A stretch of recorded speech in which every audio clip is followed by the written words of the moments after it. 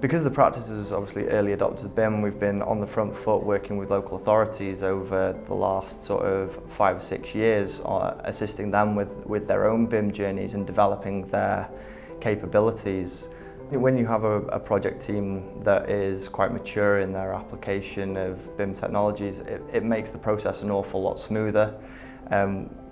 You're not having to worry about the quality of the information that you're getting in terms of the 3D element, because everybody can pull out 2D drawings, but having the confidence in the consultants that you're working with to know that the information's coming in the right way, in the right format, it makes the coordination process an awful lot easier. Having the common data environment as well as part of the process where everybody's got access to the right information whenever they need it. Regular model updates which makes sure that we've always got the right information at our fingertips. We've been using NBS Create for probably the last 4 or 5 years now, in increasing capacity throughout the office.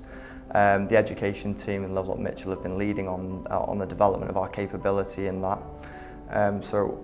From the earliest point, we operate a model it how you would build it sort of mantra when we're designing our buildings, so that it makes it very easy for us once we get to the end of a stage 3 model to then be able to export all of the required information out to NBS Create to self-publish the specification. So we've got a nice solid starting point at the end of stage 3 that we know is fully coordinated with the building model, and then it's just a case of then developing that and building on it as we move through stage 4 and adding in additional clauses.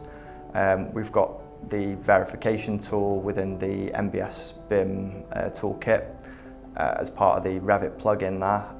That allows us to sort of almost do an internal QA audit at key stages throughout the project, so that we can make sure that we've covered all the bases in terms of the clauses and information that we're inputting into our specifications. It's supposed to be a digital prototype of a building so that we have fewer clashes and problems on site. And if you do operate that sort of model it how you build it and you have that all tied into the specification, it makes the process one, more collaborative, and 2, an awful lot smoother, because you don't have any disparate information between the model and the specification. It's about having those links between all the different parts of your authoring softwares. It's that commonality of approach when you're working on a BIM project. Everybody's working to the digital plan of works, everybody's working to the NBS BIM Toolkit, so they know what information is expected of them, at what level of detail, at what point during the project. We've got the MBS plugin that we can use as our sort of benchmark in terms of QAing our internal specifications, and everybody, because it's a BIM level 2 project, is working to the same process, the PAS 1192 part 2 document, so everybody is, they're on the same page, they're all working towards a common goal.